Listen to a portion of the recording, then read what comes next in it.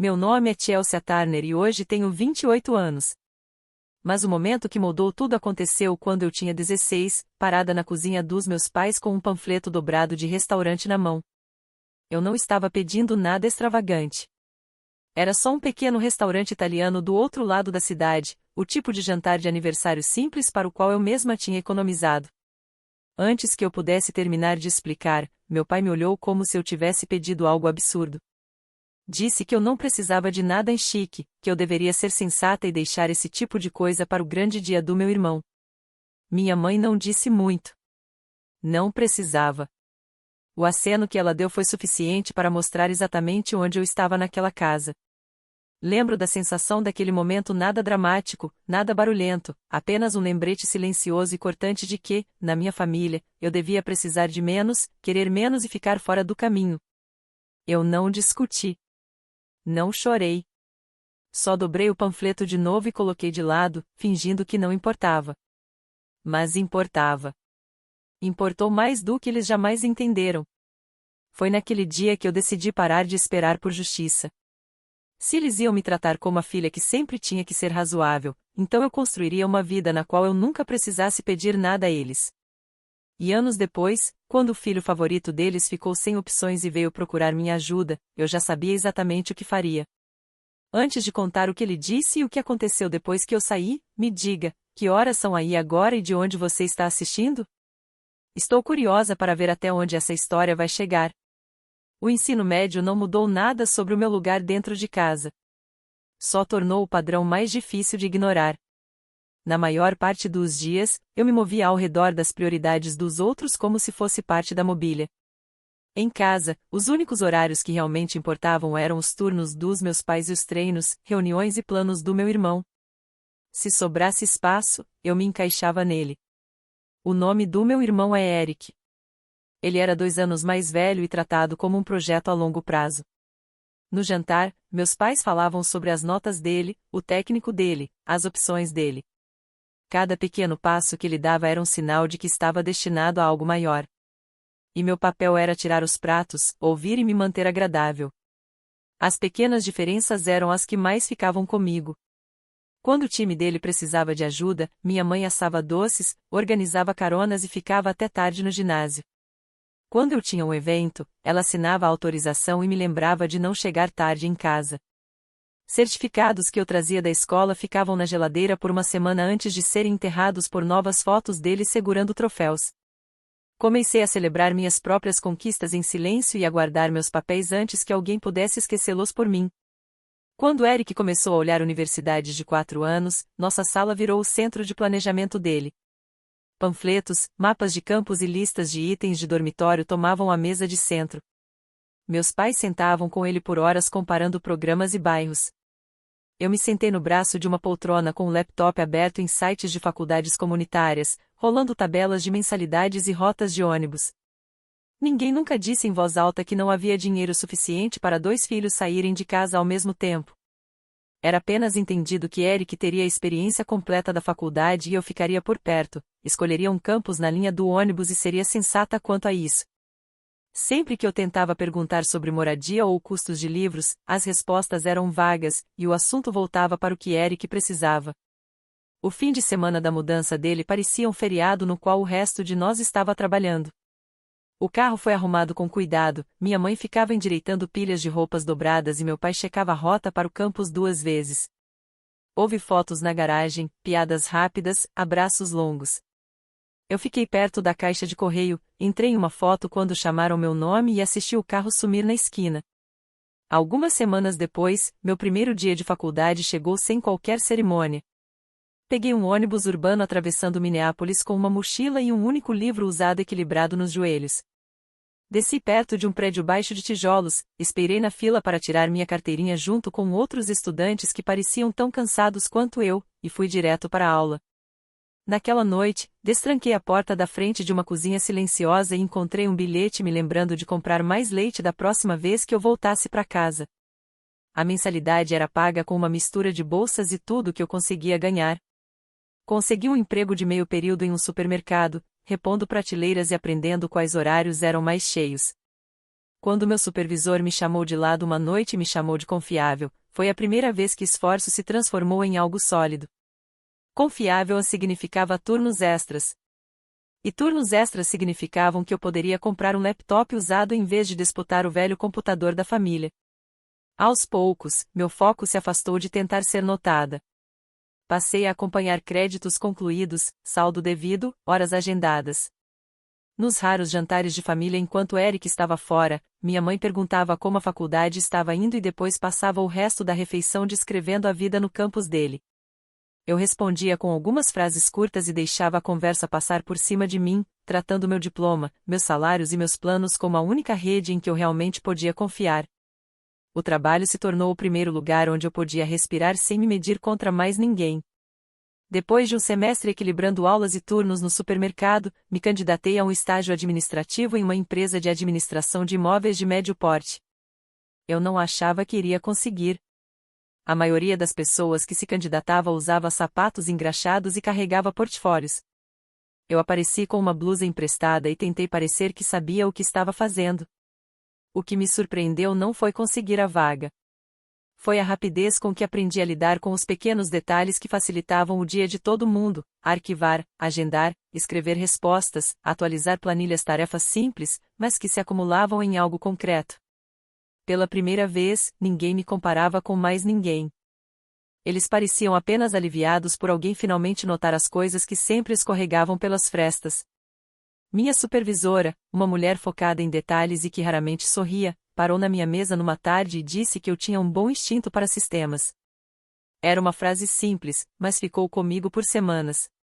Escrevi no canto do meu caderno durante as aulas e reli em várias noites em que eu achava que nada do que eu fazia importava.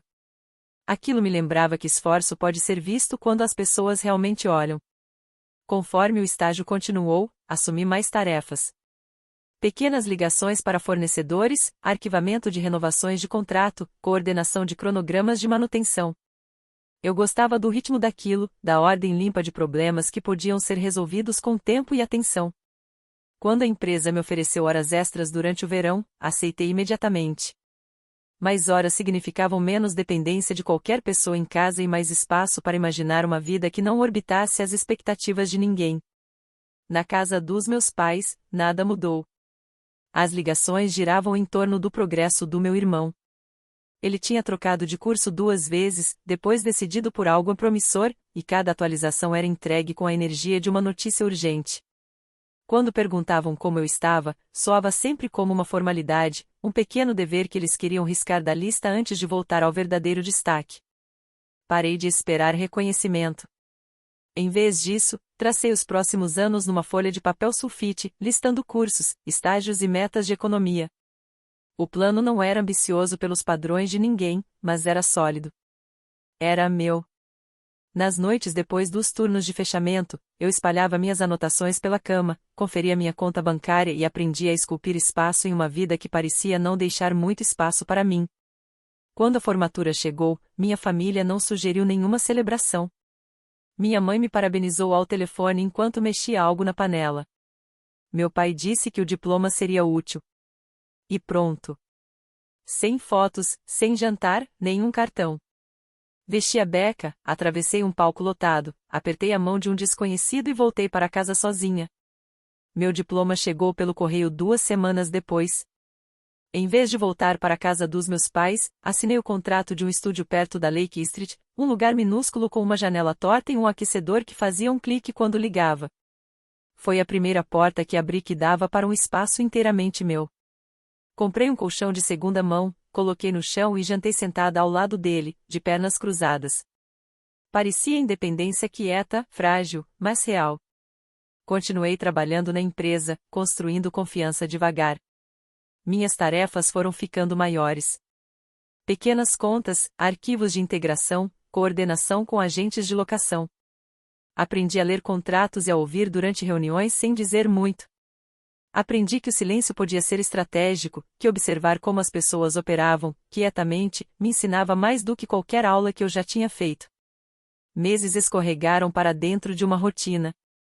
Madrugadas, horário de escritório, longas caminhadas de volta para casa, fins de semana gastos fazendo orçamento e limpeza. Eu não estava tentando correr atrás de sucesso. Eu só queria estabilidade do tipo que não desaparecia quando alguém precisava de atenção. E, aos poucos, peça por peça, essa estabilidade virou uma base.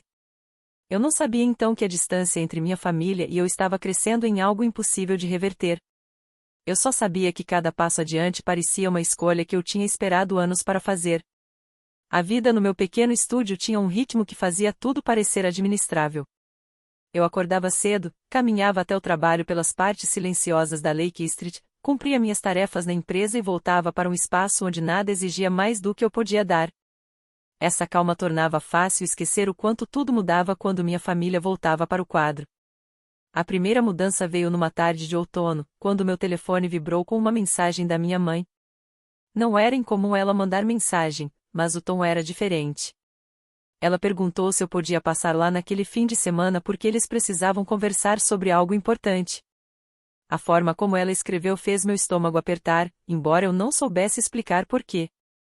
Respondi que podia arrumar um tempo e guardei o telefone na bolsa, tentando não pensar naquilo pelo resto do expediente. Quando o sábado chegou, dirigi até a casa que eu não visitava havia meses.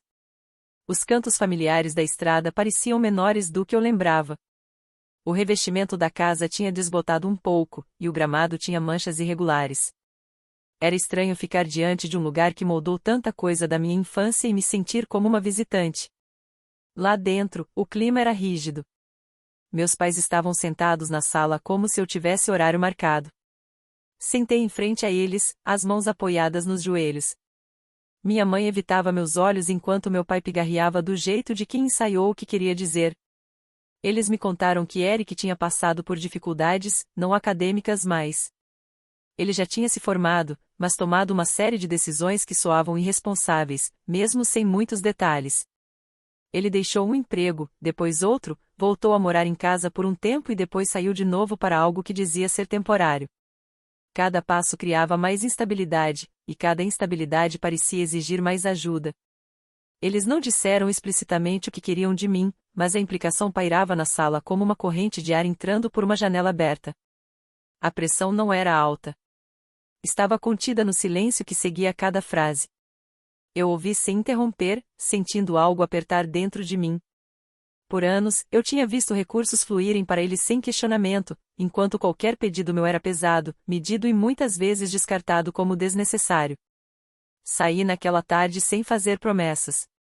A conversa não terminou com lágrimas nem discussões. Ela simplesmente se apagou, inacabada, como se nós três soubéssemos da distância que sempre existiu ali, mas não tivéssemos palavras para nomeá-la. Voltando para meu apartamento, percebi que eu não estava com raiva. A emoção era outra mais quieta, mais pesada, uma espécie de resignação que tinha menos a ver com aquele momento e mais com toda a história por trás dele. Nas semanas seguintes, as mensagens deles começaram a chegar com mais frequência. Atualizações sobre a situação do Eric apareciam sem que eu perguntasse, sempre apresentadas de um jeito que insinuava responsabilidade. As palavras da minha mãe ganharam um tom que soava como culpa embrulhada em expectativa. As mensagens do meu pai eram mais curtas, como se pedir diretamente fosse quebrar algo que ele não estava pronto para admitir. Durante essas semanas, mergulhei no trabalho. A empresa passou a depender mais de mim enquanto o escritório redistribuía responsabilidades no fim do ano. Eu cuidava de arquivos de contratos, reorganizava documentos armazenados, coordenava saídas de inquilinos e aprendia a interpretar relatórios financeiros que passavam pela mesa da minha supervisora. Cada nova tarefa me deixava mais firme, mais capaz, mais certa da vida que eu estava construindo. Mas, mesmo com as melhorias profissionais, eu não conseguia ignorar a forma como as necessidades da minha família começavam a pressionar as bordas dos meus dias. Havia uma sensação crescente de que logo eu teria de tomar uma decisão, uma que moldaria todas as dinâmicas dali em diante. Tentei adiar esse pensamento, concentrando-me na solidez das minhas rotinas, nas pequenas vitórias da independência e no orgulho silencioso do que eu tinha conseguido construir sozinha. Ainda assim, o peso das expectativas deles ficava comigo, esperando, como se o passado tivesse encontrado um novo jeito de alcançar a vida que eu cuidadosamente havia montado. A pressão da minha família não sumiu. Ela mudou de forma, apertou, e se instalou nas bordas da minha rotina como um peso que eu nunca concordei em carregar. Na maioria dos dias, eu ignorava as mensagens que surgiam na tela do meu celular. Mas ignorar não impedia a sensação de algo se aproximando. Era como se uma tempestade estivesse se formando em câmera lenta. Eu via partes dela, mas não conseguia entender totalmente. Essa clareza chegou de repente, num domingo silencioso. Eu tinha passado a manhã organizando papéis de um novo projeto da empresa e estava preparando café quando uma notificação de uma prima distante apareceu. Ela tinha enviado um link para uma postagem nas redes sociais com uma pequena mensagem: "Achei que você ia querer ver isso?" A curiosidade me fez abrir. A foto carregou devagar. Um SUV novo, parado na garagem dos meus pais, com um laço gigante no capô. Eric estava na frente, sorrindo de orelha a orelha, segurando as chaves como um prêmio conquistado. Debaixo da foto havia uma legenda da minha mãe elogiando a perseverança dele e insinuando que o apoio da família torna qualquer coisa possível. Os comentários o elogiavam, parabenizavam, encorajavam. Apenas uma pergunta mencionava como ele tinha conseguido pagar por algo tão novo depois de um ano tão difícil. E então, enterrado na conversa, encontrei a parte que fez meu peito apertar. Minha mãe mencionando meu nome, insinuando que eu tinha ajudado ele a se reerguer. Fiquei encarando a tela enquanto o café esfriava. Eu não tinha dado nada a ele. Nem dinheiro, nem ajuda, nem conselho. A história que ela apresentava online não era só imprecisa. Ela reescrevia toda a dinâmica, transformando-me em uma figura de fundo cujo valor existia apenas em relação a ele. Uma percepção foi se instalando aos poucos. Eles não estavam mais presumindo que eu apoiaria ele. Eles estavam dizendo às pessoas que eu já tinha feito isso. O resto do dia ficou abafado. Tentei ler, limpar, cozinhar, qualquer coisa para afastar o peso, mas nada funcionou. A postagem tinha perfurado algo profundo em mim, algo que eu achava que tinha adormecido anos atrás. Não era mentira em si. Era a facilidade com que usaram meu nome como ferramenta. O jeito como me encaixaram na narrativa deles sem hesitar. Na manhã seguinte, fui trabalhar cedo. Eu precisava de distância, estrutura, números, qualquer coisa que fizesse sentido. Meu supervisor me entregou uma pasta sobre um empreendimento comercial nos arredores de Minneapolis. Examinei contratos de aluguel, prazos, notas de empreiteiros.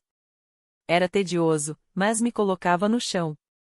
Cada documento concluído adicionava uma camada de calma ao caos que se desenrolava em casa. Durante o almoço, sentei na sala de descanso, traçando a linha do tempo dos últimos meses na cabeça. A instabilidade do Eric, o tom tenso dos meus pais, a súbita urgência nas mensagens deles e agora um anúncio público me vinculando a uma compra que eu não fiz. Algo não batia.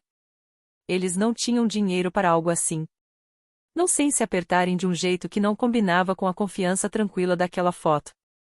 O desconforto virou uma pergunta impossível de ignorar. O que eles tinham feito para pagar aquele carro?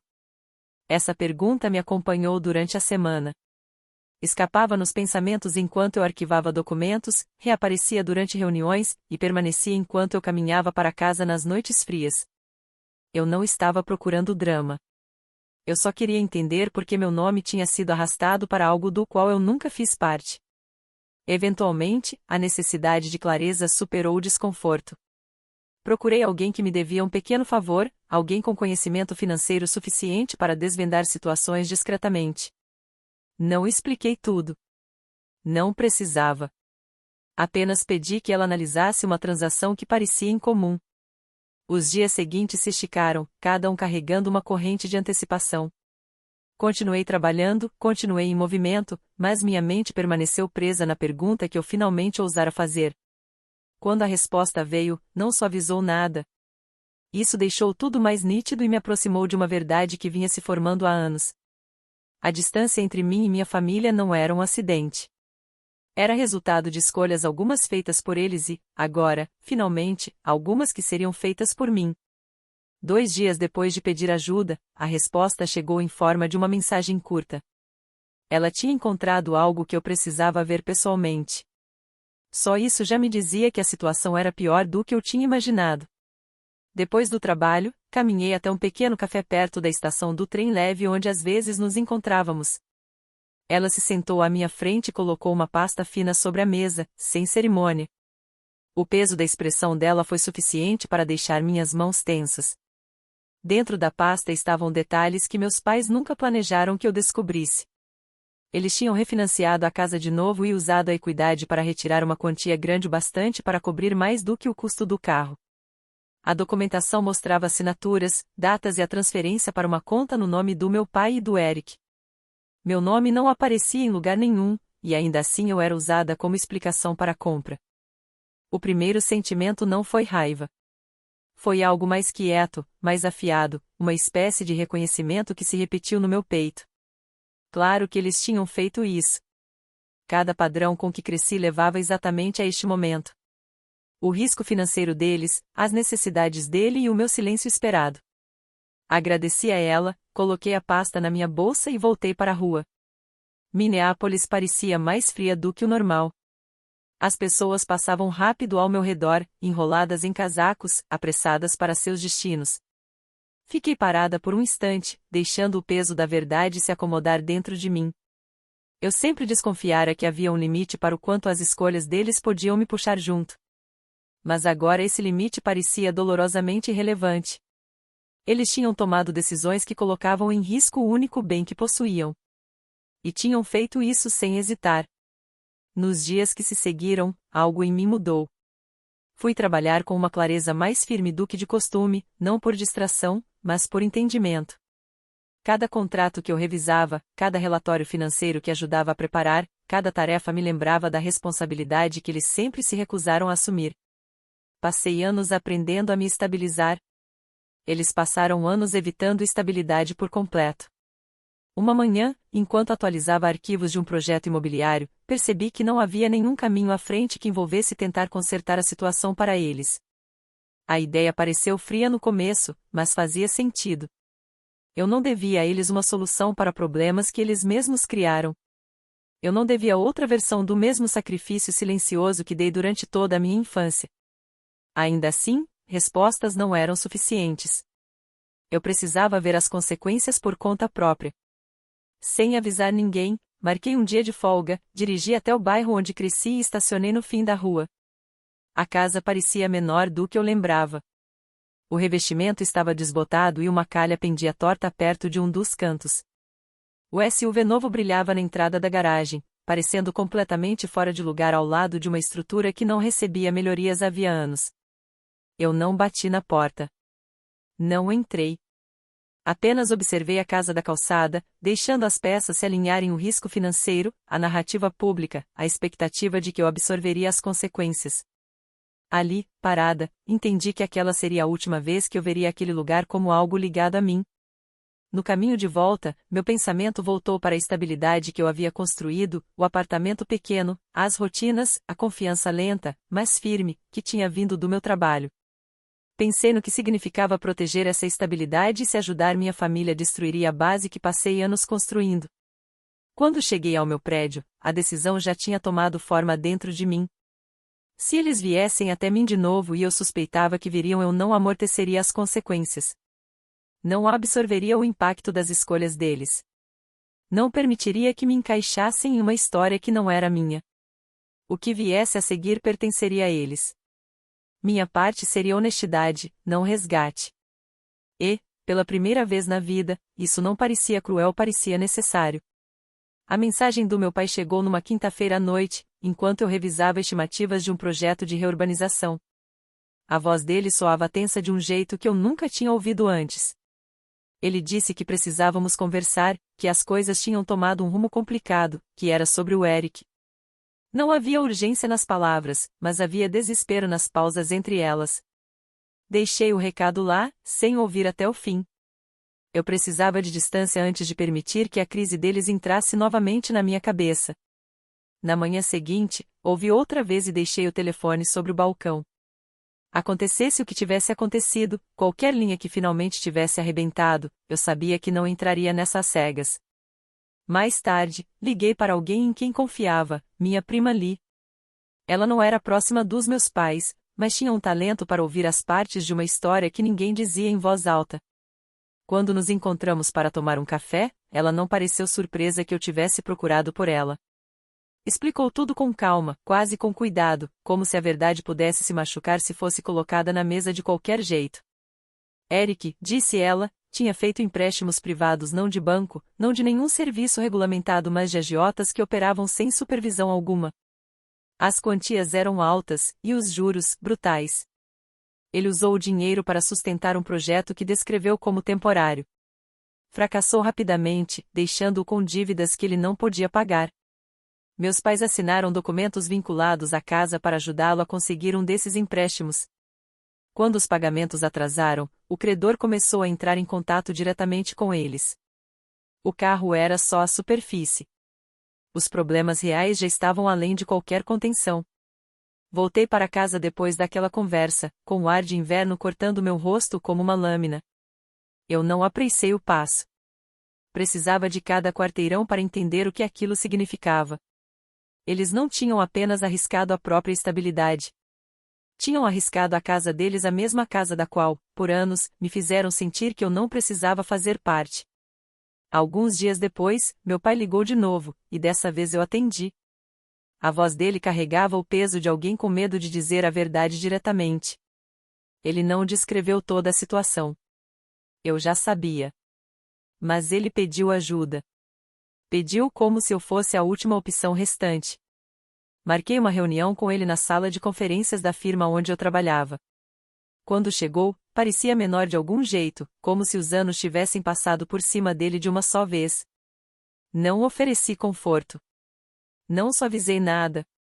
Trouxe a mesma firmeza que uso no trabalho, aquela construída em clareza, não em emoção. Disse que só poderia ajudar sob uma condição: a casa seria transferida para o meu nome. Eu assumiria a responsabilidade pela dívida, quitando o saldo em atraso e estabilizando o que ele e minha mãe tinham colocado em risco. Mas, legalmente, o lar que eles haviam comprometido pertenceria a mim. Não havia raiva na sala, apenas verdade.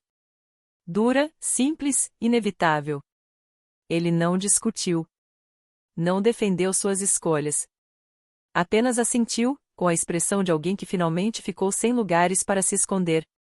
A papelada avançou rápido. Meus pais foram até lá para assinar, exaustos e silenciosos. Minha mãe evitou meus olhos. Meu pai colocou as iniciais com cuidado, quase metodicamente, como se cada letra entalhasse um pedaço do passado em algo que nenhum dos dois poderia desfazer.